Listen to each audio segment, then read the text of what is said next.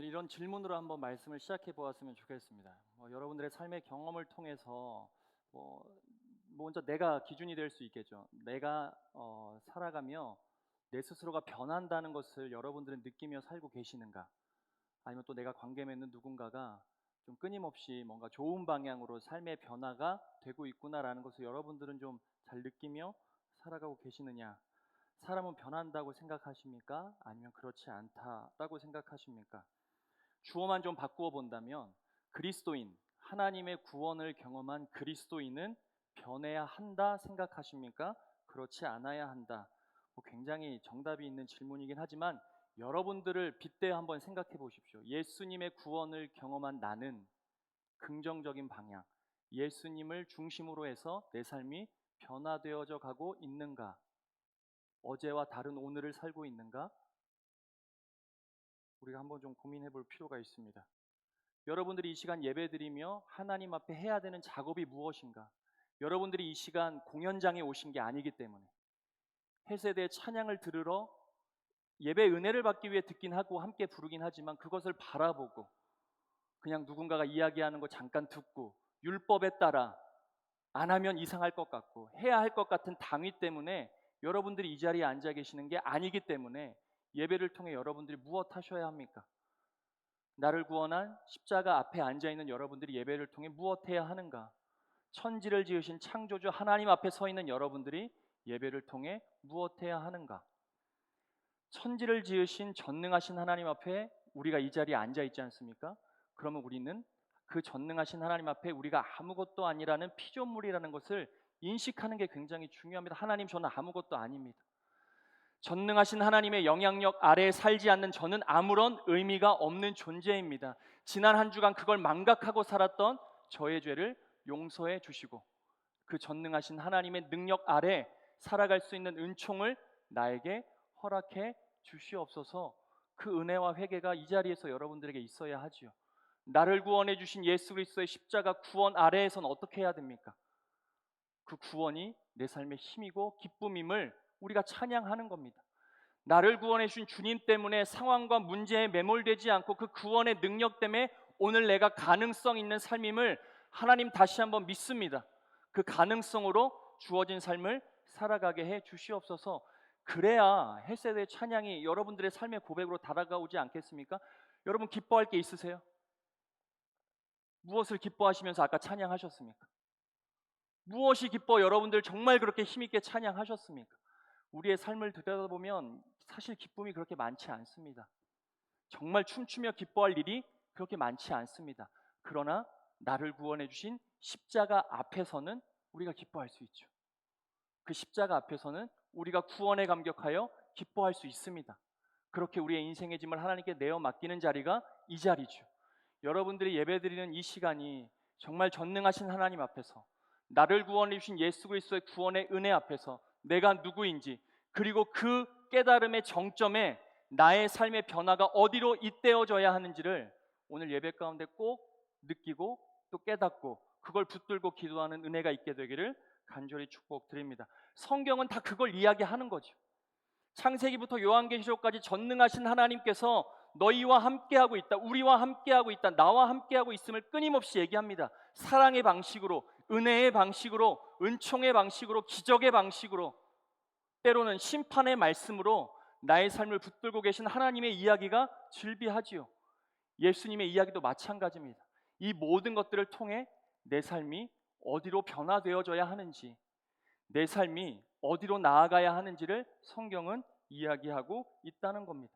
성경의 메시지는 분명하지요. 로마서 12장 2절은 이렇게 기록하고 있습니다.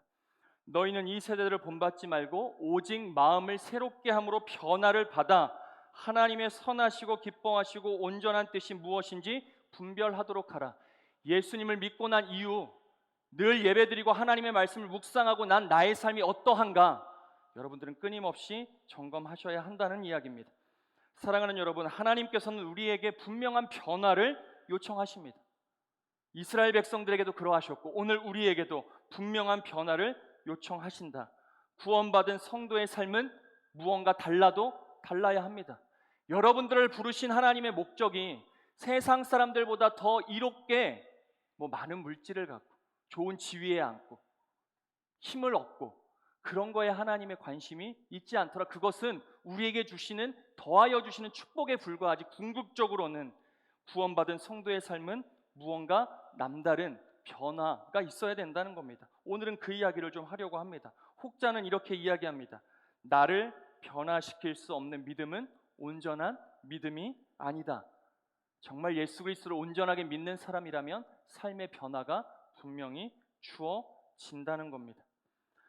오늘 우리가 읽은 창세기의 본문은 야곱이 형 에서를 만나기 전 약복 강가에서 일어난 일, 우리가 너무나 잘 아는 이야기입니다. 하나님의 사자와 밤새 씨름하며 그의 허벅지뼈, 환도뼈가 부러진 사건을 기록하고 있지요. 야곱이라는 이름의 뜻, 선수 치는 자, 속이는 자, 밀어내는 자라는 뜻을 가진 단어에서 그의 이름이 파생되었습니다. 우리는 너무나 잘 알고 있죠. 야곱의 유년 시절, 아니 약복강가 이전에 야곱의 삶은 자신의 이름대로 살았습니다. 속이고 선수치고 욕심부리고 악작 같은 그런 삶을 살았지요. 태어날 때부터 형의 발 뒤꿈치를 붙잡고 태어날 만큼 형의 장자권에 눈이 멀어 가진 술수로 끝끝내 그것을 빼앗아 성취하는, 긍정적으로도 볼 수 있지만 그의 성향 자체가 그랬습니다. 어떻게 해서 빼앗아내요? 야곱은 언제나 자신이 원하는 것이 무엇이냐 그것을 늘 성취하고자 자신의 손으로 끌어쥐고자 어떻게 하든 자신의 힘과 능력으로 그것을 성취해내고자 수단과 방법을 가리지 않고 악착같이 살았던 사람이 야곱이었습니다. 그의 인생의 결정적인 문제 앞에서도 이것이 드러나게 되지요. 자신을 위해서라면, 나를 위해서라면.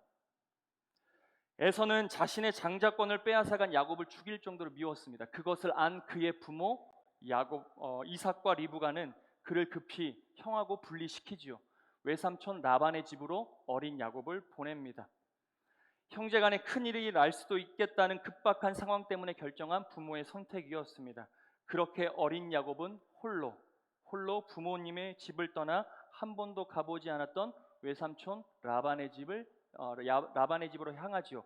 그 과정 속에서 돌베개 이야기가 나오는 겁니다. 야곱이 하나님의 꿈을 꾸게 되지요. 하나님께서 야곱과 함께 하시다는 증거로서 베델에서의 꿈을 꾸게 하셨습니다. 우리 창세기 28장 10절에서 14절 우리 전사님이 읽어주실 때 한번 눈으로 잘 따라 보시면 좋겠습니다. 10절과 14절을 읽어드리겠습니다. 야곱이 부엘세바에서 떠나 하란으로 향하여 가더니 한 곳에 이르러는 해가 진지라. 거기서 유숙하려고 그곳에 한 돌을 가져다가 베개로 삼고 거기 누워 자더니 꿈에 본즉 사닥다리가 땅 위에 서 있는데 그 꼭대기가 하늘에 닿았고 또 본즉 하나님의 사자들이 그 위에서 오르락내리락 하고 또 본즉 여호와께서 그 위에 서서 이르시되 나는 여호와니 너의 조부 아브라함의 하나님이요 이삭의 하나님이라. 네가 누워있는 땅을 내가 너와 내 자손에게 주리니 내 자손이 땅의 티끌같이 되어 내가 서쪽과 동쪽과 북쪽과 남쪽으로 퍼져나갈지며 땅의 모든 족속이 너와 내 자손으로 말미암아 복을 받으리라. 야곱은 출발부터 틀렸습니다. 태어날 때부터 장자권을 빼앗는 그 순간에도, 그리고 외삼촌 라반의 집을 향하는 그 길목에서도 사실 다 틀렸습니다. 사실 애초에 싹이 좋지 않았습니다. 그렇게 살면 안 되죠. 그런데 그런 야곱의 삶을 하나님이 붙들어주고 계시다는 것을 우리 놓치지 않아야 합니다. 그런 야곱의 길과 함께 하시는 하나님, 그게 꿈을 꾸게 하신 하나님의 마음이었지요. 어쩌면 이것은 야곱을 향한 하나님의 부르심이었는지도 모릅니다. 깨닫게 하시고자, 그의 삶에 변화를 주시고자 하나님이 야곱을 향한 부르심이었다. 이제 너는 너를 의지하는 삶에서 지금껏 너를 위하여 살았다면 이제부터는 이 꿈의 주인 되신 하나님을 의지하는 삶으로 살아가 보아라. 너가 홀로 외삼촌 라반의 집으로 향하는 이 길목에서 이제 너 중심의 삶을 버리고 나 중심의 삶으로 너의 삶을 변화시켜 보아라. 베델에서 돌베개를 베고자 하는 야곱에게 주신 하나님의 부르심, 그 요청을 야곱이 받아들였더라면 얼마나 좋았을까. 그런데 그렇지 못했습니다. 창세기 28장 20절에서 22절이 야곱의 반응이죠. 꿈에 대한 야곱의 반응, 부르심에 대한 야곱의 반응입니다. 이 말씀 우리 천천히 같이 한 번만 읽어보도록 하겠습니다. 이 말씀 같이 읽겠습니다. 야곱이 서원하여 이르되 하나님이 나와 함께 계셔서 내가 가는 이 길에서 나를 지키시고 먹을 떡과 입을 옷을 주어 주시어 내가 평안히 아버지 집으로 돌아가게 하시오면 여호와께서 나의 하나님이 되실 것이요 내가 기둥으로 세운 이 돌이 하나님의 집이 될 것이요 하나님께서 내게 주신 모든 것에서 10분의 1을 내가 반드시 하나님께 드리겠나이다 하였더라. 굉장히 기도가 거창하고 그럴듯해 보이지만 야곱은 하나님의 부르심에도 여전히 자신의 삶의 주도권을 자신이 틀어지고 있습니다. 내 삶을 내가 움켜쥐고자 하는 그 의지를 하나님의 부르심 앞에 포기하지 않고 있더라는 것이죠. 야곱은 자신의 삶에 하나님이 필요하다, 하나님을 이용하여 내 삶을 채워가기로 결단하는 기도처럼 보여집니다. 현재 자신이 직면한 어려움 가운데 그럼에도 불구하고 자신과 함께 하시는 하나님으로 인해 자기 삶의 변화를 이루어내어야 하는 그 거룩한 시점에서 오히려 하나님이 나를 위해서, 하나님이 자기에게 맞추어 주시기를 바라더라. 나의 변화가 아닌 나를 위해 하나님께서 이렇게 변화해 주셨으면 좋겠다. 하나님께서 나에게 이렇게 해 주시면 내가 이렇게 하겠다. 하나님이 나를 위해 이렇게 변화되어 주시면 나도 하나님을 위해 이렇게 하겠다라고 하는 궁극적으로 그리스도인이 변화해야 되는 삶의 변화가 아니라 여전히 하나님의 부르심 앞에도 자신의 삶의 축이 자기에게 있는 야곱의 모습을 볼 수 있습니다. 사랑하는 여러분, 많은 신앙인들, 어쩌면 오늘 저와 여러분도 이 지점에서 여전히 갈등하고 있는지도 모르겠습니다. 이 신앙의 과정을 넘어서지 못하고 있는지도 모르겠습니다. 10년, 20년, 30년 넘게 모태에서부터 신앙생활했다 자신 있게 이야기하는 우리들이지만 하나님 앞에 궁극적으로 변화되어야 되는 과정 속에서 이 지점, 여전히 나를 부르시는 하나님 앞에 내 삶의 축을 나에게 두고 하나님께서 이렇게 해 주신다면, 하나님이 이렇게 변화되어 지신다면 나도 라고 하는 전제 조건이 붙어 신앙생활을 하고 있는지도 모르겠습니다. 예수 그리스도의 십자가의 죽음과 부활로 인해 새로운 생명을 거저 얻어 살아가고 있는 저와 여러분들이 여전히 하나님 앞에 조건이 붙어 있는 신앙생활을 하고 있더라는 것이죠. 형편에 따라 하는 겁니다. 상황에 맞춰 신앙생활합니다. 내 기분과 감정을 고려하여 하나님을 예배할지 말지까지 결정합니다. 인생의 모든 때를 내가 정하고 그것에 하나님이 맞추어 주기를 바라고 그것이 이루어지지 않으면 실망하고 하나님을 떠나고 하나님을 멀리하는 그런 일들조차도 우리 삶에 굉장히 비일비재하지요. 이 문제만 해결되면, 이 일만 잘 마무리되면, 지금 바쁜 일만 마무리되고 내 형편이 이렇게 저렇게 내 생각대로 바뀌기만 하면 그때 좀 해보겠습니다. 하나님, 그때가 하나님의 때입니다. 그렇게 하나님과 거래, 조건부의 신앙생활을 여전히 하고 있더라. 야곱처럼 그렇게 우리의 삶이 진행되고 있습니다. 그렇게 야곱은 수십 년 자신을 위해 내달렸습니다. 외삼촌 라반의 집에 가서 자신이 사랑하는 사람을 얻기 위해 갖은 노력을 기울이지요. 그곳에서 외삼촌이 자기를 속였음에도 불구하고 그것에 응당 자기도 거기에 맞추어 자신의 삶을 움직입니다. 재물을 얻기 위해 삼촌을 속이기까지 하지요. 그렇게 야곱은 형 에서를 만나기 전까지, 오늘 본문의 야곱 이전까지 자기 중심, 자기가 세운 자기만의 나라에 갇혀 살아가고 있더라. 근데 사실 그 삶이 나쁘지 않았습니다. 그래서 우리가 그 삶을 애매모호하게 살아가고 있는지도 모르겠습니다. 나쁘지 않았거든요. 결혼했습니다. 자식도 12명이나 얻었고 남부럽지 않은 재물을 다 끌어모은 사람이 야곱이었습니다. 그래서 우리도 적당히 잘 되기를 바라고 있는지도 모르겠습니다. 적당하게, 이 정도 하고 하나님께서 나의 삶에 축복해 주시기를 바라는 안위한 마음이 우리에게도 있는지도 모르겠습니다. 그것에 현혹되어 오늘을 살아가고 있는지도 모르지요. 그렇게 천년만년 잘 살게 될 줄 알았는데 야곱은 형 에서와의 문제를 해결해야 되는 인생의 결정적인 문제 앞에 직면합니다. 이 문제 앞에 야곱은 자신의 성격에 따라 치밀하고 세밀하고 철두철미하게 그 문제를 돌파해내기 위해 자기만의 방법을 세우지요. 자신이 할 수 있는 최선의 노력을 다합니다. 재물을 줄지어 어떻게 하면 형 에서의 마음을 녹일 수 있을까? 자기만의 방법으로 자신의 자식들도 줄 세우고 자신의 아내들도 줄 세우고 자신이 에서에게 바칠 재물들도 순서대로 정확하게 줄을 세웁니다. 그리고 맨 후미에 야곱이 서지요. 두려워서. 그래서 그 약복 강가 끝자락에 자신이 홀로 지금 서 있는 겁니다. 그렇게 두려운 마음 속에 자리하고 있었고 자신의 방법대로 문제를 다 해결할 수 있을 그때에 자기 마음에 찾아온 두려움 가운데 하나님의 사자를 다시 한번 만나는 야곱을 볼 수 있습니다. 이것은 야곱을 향한 하나님의 두 번째 부르심의 사건이다. 오늘 본문 24절과 25절을 우리 다시 한번만 같이 한번 읽어보겠습니다. 24절과 25절을 같이 읽겠습니다. 야곱은 홀로 남았더니 어떤 사람이 날이 새도록 야곱과 씨름하다가 자기가 야곱을 이기지 못함을 보고 그가 야곱의 허벅지 관절을 치매 야곱의 허벅지 관절이 그 사람과 씨름할 때에 어긋났더라. 야곱은 여전히 자신이 가진 힘을 의지합니다. 하나님의 사자를 자신의 힘으로 붙들어 세우지요. 이에 하나님의 사자는 더 이상 그러면 안 될 것 같은 마음 때문에 야곱의 허벅지 관절, 환도뼈를 쳐 야곱이 자신의 힘으로 온전히 걸을 수 없게 만들어 버립니다. 자신의 힘으로는 도저히 걸을 수 없게 만들어 버렸다는 겁니다. 이 당시 사람들에게 허벅지 관절, 환도뼈는 생명을 보존할 수 있는 가장 중요한 부분으로 여겼습니다. 중세시대 때 군인들이 여기에 총칼을 찬 이유가 무엇일까? 여기가 굉장히 중요했습니다. 자신의 삶을 지탱하는 힘이 그곳에서 나온다 생각했던 것이지요.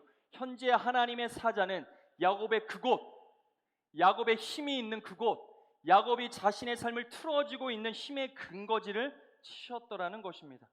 그렇게 야곱의 힘이 완전히 빠지는 순간, 하나님의 사자가 그의 생명을 건드리는 순간, 힘을 더 이상 쓰지 못하게 되어버리는 순간 하나님은 야곱의 이름을 바꿔주시고 그의 삶을 축복하시죠. 더 이상 남을 속이는, 남에게 이간질하고 자신의 욕심으로 사는 삶이 아니라 이제 이스라엘이라는 이름으로 그의 삶을 축복해 주셨고, 그때 야곱의 삶에 새로운 태양이 떠오르고 그곳을 분이엘이라 이름하게 된 것입니다. 창세기 32장 30절, 31절 두 절의 말씀도 우리 같이 한 번만 읽어보겠습니다. 그러므로 야곱이 그곳 이름을 분이엘이라 하였으니 그가 이르기를 내가 하나님과 대면하여 보았으나 내 생명이 보존되었다 함이더라. 그가 분이엘을 지날 때 해가 돋았고 그의 허벅다리로 말미암아 절었더라. 우리는 야곱의 삶을 통해 하나님께서 원하시는 우리를 향한 변화가 무엇인지를 집어낼 수 있어야 합니다. 나 중심의 삶, 내가 세워놓은 세상, 나라 그 안에서 내가 바라보는 것이 전부인 것 마냥 사는 삶이 아니라 내 삶의 중심을 하나님께 옮겨 하나님의 능력과 은총을 의지하여 하나님의 영역 안의 가능성으로 살아가는 그 삶의 변화를 오늘 야곱의 삶을 통하여 우리에게 보여주시더라. 하나님의 두 번째 부르심까지, 그의 환도뼈를 치시면서까지 하나님께서는 우리에게 그 변화를 요청하고 계시다는 것입니다. 야곱은 하나님 부정하지 않았습니다. 그가 야곱이 하나님과 동행하지 않았다 생각했을까요? 그는 늘 동행한다 여겼을 것입니다. 하나님 앞에 예배하는 삶도 살았겠지요. 적당한 선에서 나름 하나님과 동행하는 믿음의 삶을 살았던 인물이 야곱이었습니다. 그러는 가운데 나름의 은혜도 누렸지요. 가정도 이루었고 재물도 얻었고 나름의 성공적인 삶을 살았던 사람이 바로 야곱. 우여곡절이 없는 것은 아니지만 그래도 그만하면 괜찮은 삶을 살았던 사람이 바로 야곱. 우리의 신앙이 현재 여기에 머물러 있다면, 신앙의 모양은 있으나 경건의 능력이 사라져버린 신앙생활을 내가 오늘 하고 있다면, 예배는 드리고 있지만 나의 가능성을 하나님께 찾는 것이 아니라 내가 이루어 놓은 업적 안에서 찾고 있다면, 내 능력을 내가 가진 지혜와 내가 배운 지식 안에서만 찾고 있다면 첫 번째 부르심 안에 머물러 있는 야곱의 모습이 우리의 모습이 될 수 있는 것입니다. 하나님 거기서 신앙이 멈추어지는 것을 원하지 않으시죠. 그 다음 스텝으로 나아가길 원하십니다. 나 중심의 삶에서 하나님이 주인 되시는 삶, 내 삶의 주인이 예수 그리스도라 고백하며 하나님의 능력에 잇대어 살아가는 삶의 변화를 하나님께서는 원하시더라. 내 나라가 아닌 하나님의 나라를 세워가는 일에 최선을 다하고 그것 안에서 기쁨과 보람을 얻는 삶으로 우리에게 변화를 요청하시더라. 성경이 그 이야기를 끊임없이 기록하고 있는 것입니다. 사랑하는 여러분, 성경은 처음부터 하나님만이 주인 되는 나라를 지향하고 있습니다. 천지를 지으신 하나님, 그 하나님의 역사의 시작은 하나님이 주인 되는 나라를 지향하고 있고 그 삶을 우리에게 요청하고 있습니다. 천지의 태초에 천지를 하나님께서 창조하신 이야기의 시작이 하나님 나라의 삶을 살아가야 하는 우리의 부르심으로 시작하고 있는 것입니다. 하나님께서는 에덴 동산에서 그러하셨죠. 에덴 동산에서 그렇게 아담과 하와가 살아주기를 바랬습니다. 노아의 홍수의 심판을 펼치시면서도 하나님은 하나님이 주인 되시는 나라를 포기하지 않으셨습니다. 그럼에도 불구하고 구원받은 인간이 여전히 자신의 힘과 능력을 의지하여 바벨탑을 쌓고 있는 그 순간에도 하나님은 그것을 무너뜨리시면서까지 하나님의 나라를 소망하셨습니다. 아브라함을 부르시고 4명의 족장을 통해 이스라엘을 만드시고 이스라엘을 애굽에서 구원해내셔 광야로 집어넣으시고 광야에서의 훈련 여정을 통해 그들을 통하여 하고 싶으셨던 작업은 너 중심의 삶이 아닌, 너 몸에 배어있는 내 힘으로 살아보고자 하는 그 의지가 아닌 오직 나의 은혜로만 살 수 있는 그 삶으로의 변화를 요청하셨더라. 광야는 그것 훈련하는 시간이었습니다. 광야는 하나님 중심으로 내 삶의 축을 옮기는 그런 시간, 그리고 모든 것을 내가 할 수 있는 가나안에서, 내 의지대로 움직일 수 있는 가나안에서, 내 생각대로 모든 것을 선택할 수 있는 가나안에서조차도 이스라엘 백성들이 하나님을 선택하기를 바라셨던 것입니다. 바알과 아세라가 아닌 하나님을 선택할 수 있는지, 사람과 상황이 아닌 정말 하나님의 나라를 지향하며 살아갈 수 있을지를 이스라엘 백성들에게 요청하셨고 이스라엘 백성들은 그 삶을 결국 실패하고 말았지요. 그리고 하나님께서 오늘 저와 여러분의 삶에도 하나님의 나라를 세워가야 하는 그 거룩한 변화를 요청하십니다. 끊임없이 우리를 부르시고 끊임없이 우리에게 말씀하시고 끊임없이 우리에게 은혜를 베푸시며 그 변화를 요청하고 계시다는 겁니다. 내 중심이 되어 세워가는 삶이 아니라 하나님 중심, 하나님이 주인이 되어 세워져 가는 나라, 그 삶의 변화를 하나님께서는 우리에게 요청하고 계시다. 사랑하는 여러분, 여러분들은 이 하나님의 변화의 부르심 앞에 얼마만큼 반응하며 살아가고 계십니까? 여러분들에게 은혜를 주시고 여러분들과 동행해 주시고 여러분들에게 위로해 주시고 여러분들에게 힘과 능력을 주시면서 여러분들이 하나님과 동행하며 하나님의 이 변화의 부르심에 얼마만큼 여러분들은 반응하며 살아가고 계십니까? 야곱의 첫 번째 부르심, 예배는 드리지만 봉사하고 헌신도 하지만 하나님 앞에 충성하는 모습은 있지만 여전히 내 중심의 삶에 하나님이 역사해 주시기를 바라는 그 애매한 경계 안에서 삶을 살아가고 있지는 않은지, 매일의 삶에서 자기 스스로를 십자가에 못 박는 영적인 훈련은 뒤로 한 채 그냥 모양만 남아있는 신앙생활을 하고 있지는 않은지, 우리가 광야 인생에서 무엇을 해야 하는 것일까? 광야의 믿음으로 가나안의 삶을 산다는 것은 무엇일까?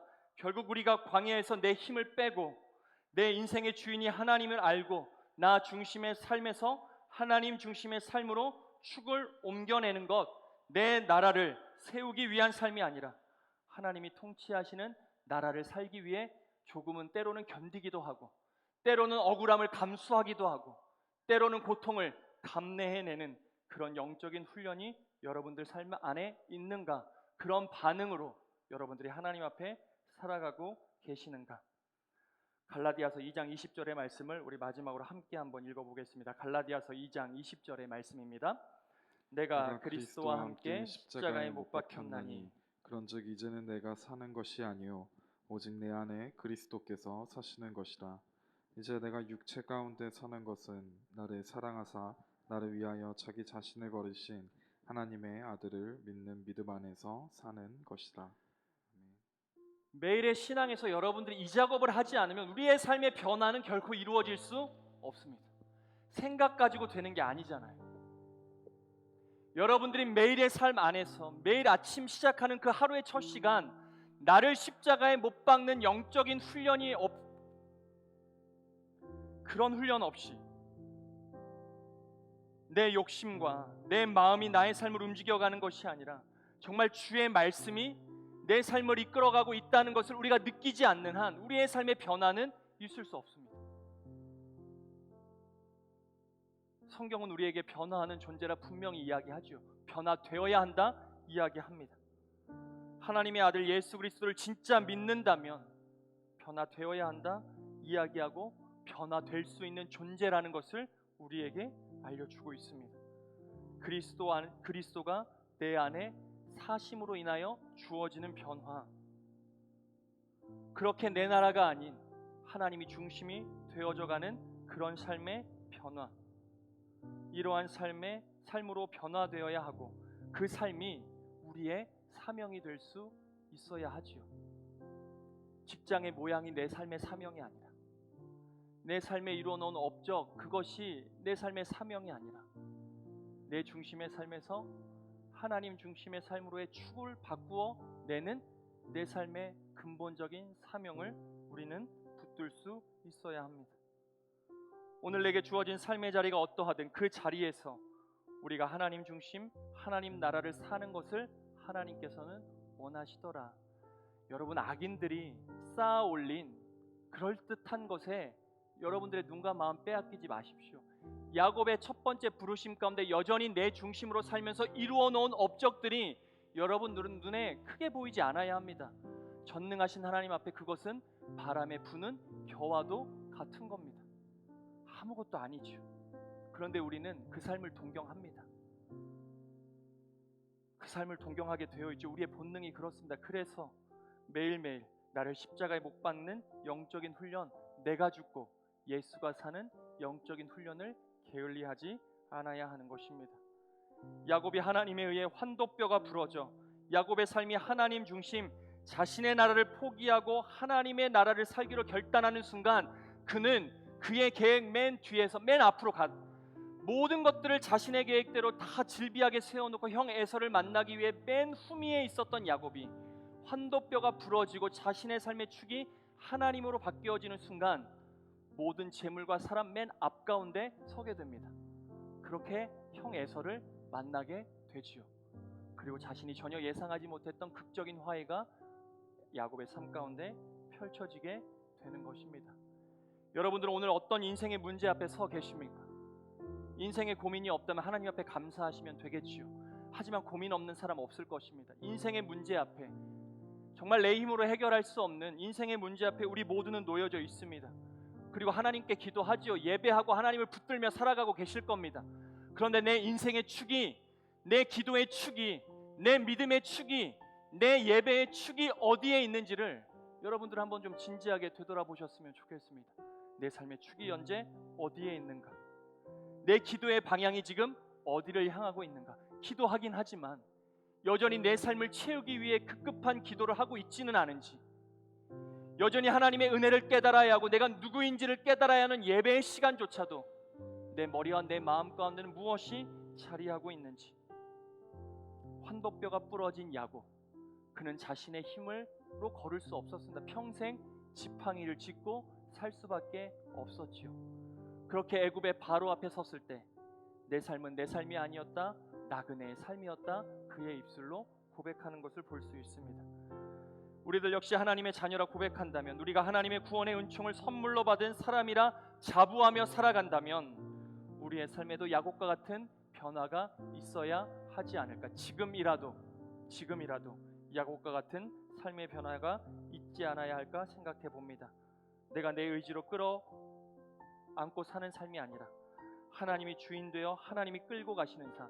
여러 번 말씀드렸죠. 순종은 내가 이해하고 순복하는 것이 아닙니다. 이해가 되지 않아도 하나님이 말씀하시니 끌려가는 삶이 순종입니다. 내 감정에 다 납득이 되어 그제서야 걸음을 옮기는 게 순종이 아니라, 이해되어지지 않고 상한 심령이라도 전능하신 하나님을 의지하며 내 걸음과 마음을 여는 것이 순종입니다. 그 순종이 하나님께 있어야 하는 줄 믿습니다. 그 삶에 하나님께서 허락하시는 축복이 있는 것이지요. 매일 아무렇지도 않게 떠올랐던 태양, 자신을 두렵게 했던 야곱의 그 태양, 자신을 늘 불안하게 했던 아침에 떠오르는 태양이 환도뼈가 부러지긴 했지만 자신의 삶에 변화가 있었던 야곱의 삶에 새로운 태양으로 보였습니다.